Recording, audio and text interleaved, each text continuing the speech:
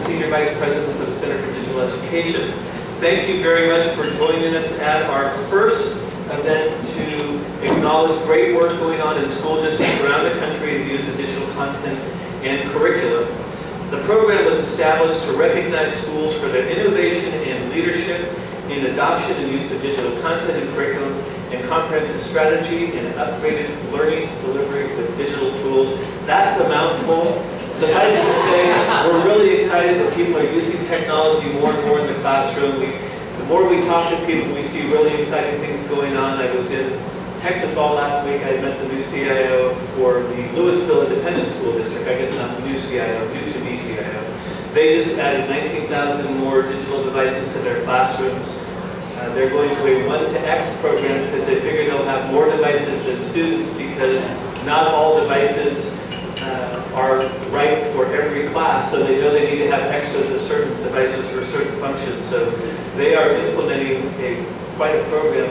What she told me is they get their devices, they keep them for 3 years, it's a 3-year refresh. The students get them the first part of the year and they don't return them until 3 years have gone up. They keep them through the summer.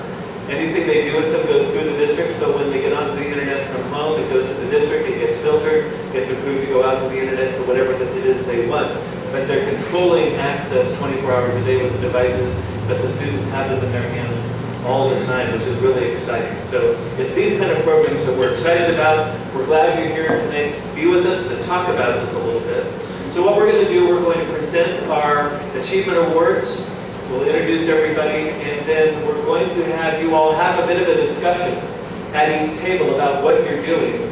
We pulled data from our surveys, we have some questions, we have some facilitators, and so when we're done with the awards, we're going to let you guys share a little bit more at the tables about what you're doing in some very specific ways. So look forward to hearing what comes out of that. So let me introduce a few people. What I'd like to do first is introduce our premier sponsor for this year's event. They are Diane Ashby, the Senior Manager for Business Development at Samsung.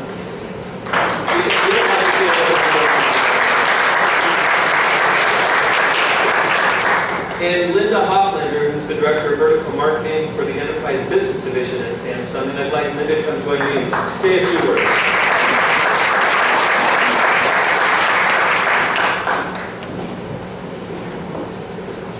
Hi, good evening. My name is Linda Hofflander. I'm the Director of Vertical Marketing at Samsung Electronics America. And we are thrilled to be a part of this event this evening and to share the excitement of the digital content and curriculum in these awards. So when most people think of Samsung, people will say televisions, phones, appliances. There's so many things that come to your mind. But what people don't understand is that we're a global marketing organization that's really working to make life better in general. And education is #1 at Samsung as far as a country commitment and as a company commitment to actually improve education through innovation and creativity. And this is a global initiative for us. And so it's interesting because when we work with our team actually in Korea, one of the things that we see is all these other great and innovative ideas that are coming up around the world. And so the challenges that are found in other countries are not necessarily challenges that we have here in North America and the United States. We just did a big launch in South Africa where we actually, you can imagine the back of a semi-truck pulled in and it was solar powered. So it was bringing education to remote areas. It had air conditioning, electricity, it has technology, PCs, everything to bring education around the world. Now when we're looking at education solutions here, we're trying to really get out there and understand what's going on. So we do a lot of research in education. So we go out in the field and we talk about what the problems are, what you're facing, what kind of initiatives we have. And we're actually launching our Samsung School in our booth here at the show at ISTE this week, so we're hoping you'll come by and see it. And it really is about making the process easier. And we've been trying to address the challenges as far as the educators who it's not just learning to teach with technology, but just even how to use the technology itself. And so these are strong initiatives and things that we're trying to do. We're working with a lot of the content partners and other partners to bring the best solutions to education. And we're just excited that you're here this evening and that you've already tapped into what the innovation and technology can do. So thank you very much.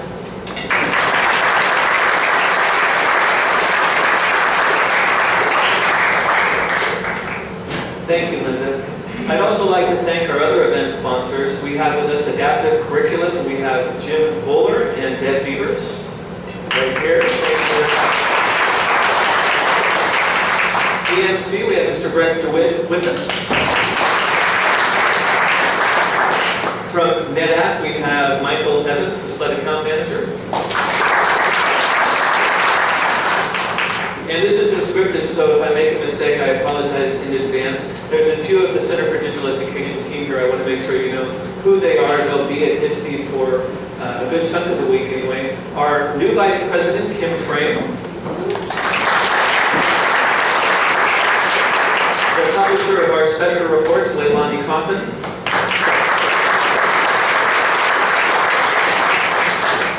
And then the center is part of a family of research organizations that includes the Center for Digital Government, the sister organization for the Center for Digital Education, plus our publishing organizations, Emergency Management Magazine, Governing Magazine, Government Technology Magazine, Public CIO Magazine, and our Executive Vice President, Kathleen Robinette, is with us here tonight as well.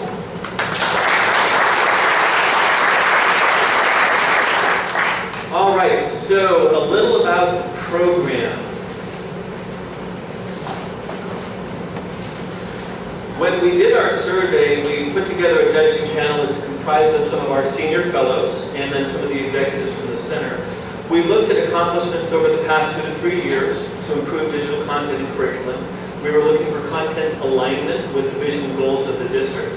We wanted to see an articulated and adopted strategy for digital content and curriculum. We wanted creativity, innovation, and initiative in incorporating digital content. We were looking for a guided inventory of vetted digital content for the faculty. We were looking to see if there was wireless and broadband initiatives to help support digital content strategies, what was going on with mobile devices, lecture capture, video on demand implementations, etc. And since we surveyed both K-12 and higher ed, for K-12 we were really interested in how you were moving forward with online testing and assessment plans. Now, obviously not every state has adopted Common Core, almost every state has, but even the states that haven't are looking at online assessment, and lots is coming out. When I was in Arizona, all the CIS said, the reality for us is Common Core and online assessments are going to drive the future of our districts. So we might as well take advantage of the problem that that creates in terms of implementing and supporting online assessments in about a year and a half to what can we really do to transform education, because we're being forced to do one thing, but it's a gift because it will allow us to do something that we really wanted to do. And just as a note on this, we have 2 attendees here today from Joplin, Missouri. If you remember 2 years ago, there was a horrific tornado that went through Joplin. They're still rebuilding. Their high school is not open yet. It'll open fully in December. One more school year. But what they told me is because they've had the disruption, it's allowing them to create something entirely new. So they have gone 1-to-1 in their high school now, and they're going 100% with digital content. They're not replacing their textbooks at all. So they've taken what was a terrible thing and they're really moving forward very rapidly, which is exciting to see. And I'm really glad I got to meet you guys and hear the story. So we have 5 honorees in each category, equal winners. There were no rankings or first place, second place. We're acknowledging great work here. So I'm going to introduce each of the awardees. What I'd like you to do is, once I read through everything, you can stand up, and while we're clapping, you can head over to the corner of the room where our photographer is set up. Kim Frame will meet you over there with your certificate, and we'll take a picture. So that's how we're going to run things, just to make it simple and easy. Kim, if you're ready. So for K-12 small and medium school districts, this is up to 12,000 students. Our first award goes to the Geneseo School District 228. It's the High School Science Curriculum Online. They put all of their science content in curriculum online. They have technology coaches who are full-time teaching staff, dedicated to helping teachers develop digital content and curriculum for their existing classrooms. And the stage was really going to be a problem for me, I can tell. So we're getting rid of it. They have over 1,200 iPads, 400 MacBooks and mobile labs, and 500 computers in traditional labs. They're creating digital content in-house and designing it so the students must investigate and problem solve through the resources collaboratively and individually, which aligns with the district's vision of developing critical thinking and aligns with Common Core standards. Accepting from the district are Bill Eager, the K-2 Elementary Tech Coordinator and Coach, and Stephanie Rickman, the K-3 through 5 Elementary Tech Coordinator and Coach. Please join me.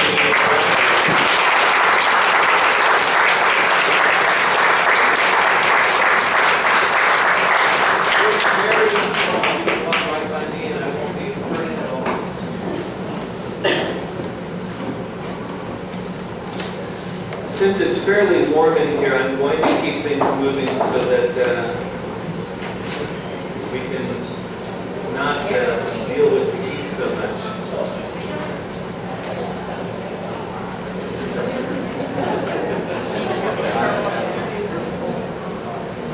All right, I'm going to go into our next awardee, the Linda, District 92 from Illinois. This is grades 3 through 8, Advanced Technology. The Linda School, with a 75% low-income student body, relies on open-source software to offer students creative ways to use technology. 3rd and 5th grade students create wikis. I love this, the whole thing they do here, it's really interesting. Create wikis, animated silent movies, music using GarageBand, podcasts. They learn computer programming and program animation for graphic images called sprites. 6th and 7th grade students are introduced to 3D architecture and math, where they build a 3D house, create a movie trailer, and take STEM courses, also designing a product in 3D. 8th grade students take advanced animation and advanced 3D architecture and robotics. Linda teaches advanced technology. Accepting for the district is the technology director, Joshua Alisku. Joshua, please.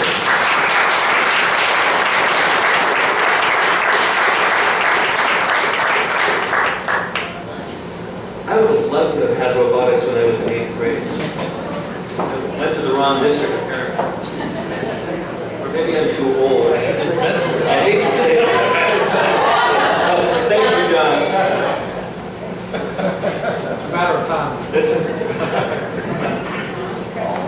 All right, our next district is the Springville Griffith Institute Community School District, or is that Central School District? I think it's Central School District. From New York, teaching students to speak truth to power. They've developed a human rights content video contest based on Kerry Kennedy's book, Speak Truth to Power, that is used across many schools.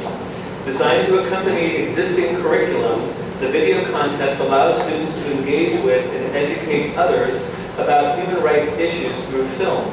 Using digital resources, students research the issue and hero, script the film, and produce a video. The best of the student-produced content becomes part of the Robert F. Kennedy Center's teaching resources and is shared by sponsoring organizations with educators nationwide. Very fun. Accepting for the district are Joanne Depew, the Director of Technology, Data, and Assessment, and Benjamin Higgins, the Coordinator of Technology Integration. Joanne.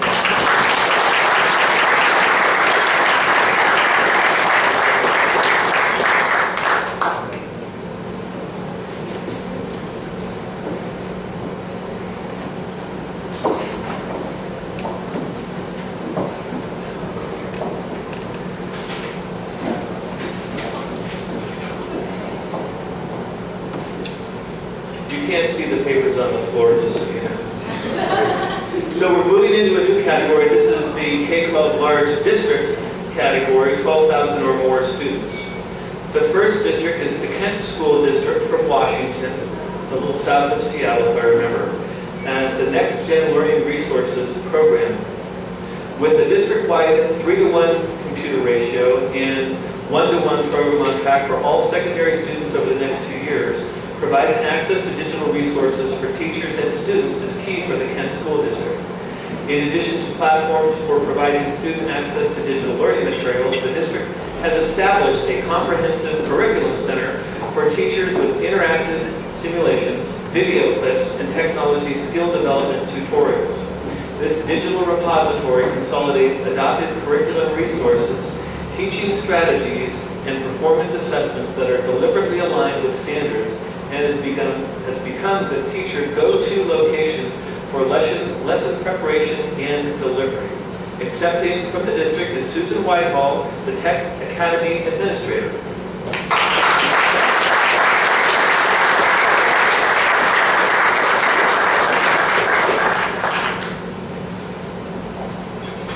You can see we have a pretty creative group of people here with us tonight.